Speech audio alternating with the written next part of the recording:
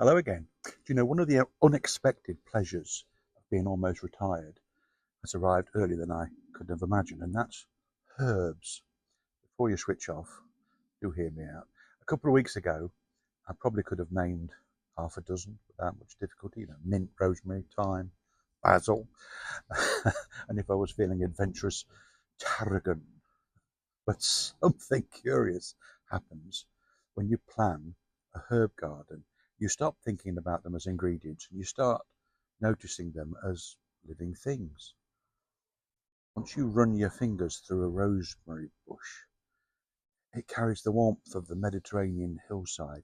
You just drift your hand over a sage leaf, and suddenly there's that earthy richness that seems older than gardens themselves. Even the humble thyme refuses to shout for attention. You have to lean in. Perhaps that's part of its charm. So I've spent the last couple of days wandering around garden centres, peering at tiny labels as though I were choosing books for a library.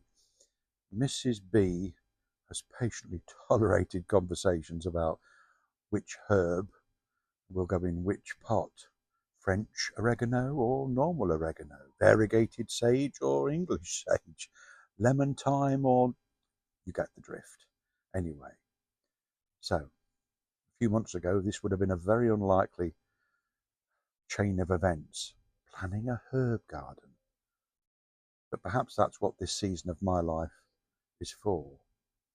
When we're younger, we're often drawn to the spectacular, aren't we? The tallest mountains and the fastest cars and what's the biggest thing we can achieve. But later on, we begin to appreciate smaller things, even the smell released by a leaf, or watching a bee disappear into the lavender.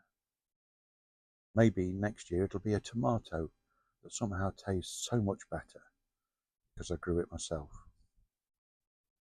Perhaps contentment isn't found by adding more to life. Perhaps it's found by noticing more of what's already there.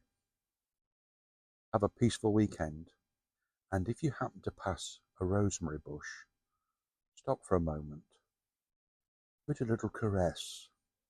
You might have more fun than you think. Take care.